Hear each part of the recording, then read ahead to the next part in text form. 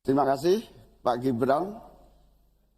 Pak Gibran ini telah berhasil menjadi wali kota sekaligus pengusaha yang sukses. Bahkan berbagai proyek-proyek besar telah berhasil dibangun di Solo. Ini menjadi prestasi, tetapi kita ingin prestasi ini ditularkan kepada yang lain.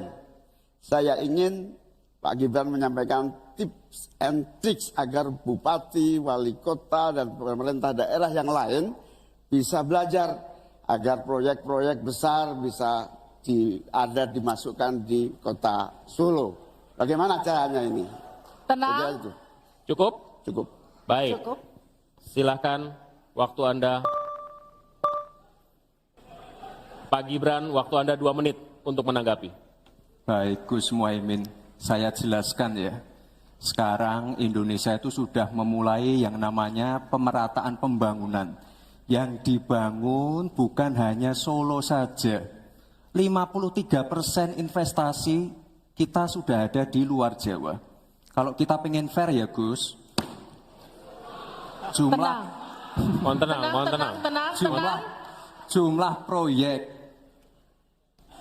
jumlah anggaran yang digelontorkan ke Solo sebelum saya jadi wali kota itu lebih besar. Saya tahulah ini arah pertanyaannya kemana. Tapi yang jelas ini Gus, apa yang sudah dibangun, yang kita lihat bukan bangunan fisiknya saja, tapi kita lihat impact-nya ke warga. Bangun masjid menggunakan CSR dari Abu Dhabi. Impact-nya apa? UMKM kita sekarang melesat. Wisata kita melesat. Kemarin waktu Idul Fitri, kunjungan wisatawan ke Solo melebihi Jogja. Itu impact-nya. Lalu kita lihat, kita punya kebun binatang Solo Safari, tidak pakai APBN. Masjid tidak pakai APBN. Tapi impact-nya apa? Impact-nya ke masyarakat. Jadi yang kita lihat ini Gus, tidak perlu tendensius seperti itu. Kita lihat impact-nya ke warga seperti apa. UMKM meningkat, kesejahteraan meningkat, lapangan pekerjaan terbuka. Itu yang kita lihat Gus. Jadi tidak melihat, oh ini dia anak emaskan. Enggak. Pemerataan pembangunan itu sudah terjadi di mana-mana, bukan hanya di Solo. Dan itu fakta loh Gus. Proyek di Solo sebelum saya menjabat itu lebih banyak.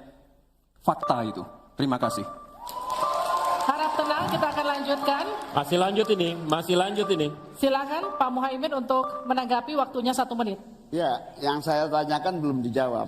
Saya itu tanya tips and triknya agar investasi ataupun proyek-proyek besar bisa di sana.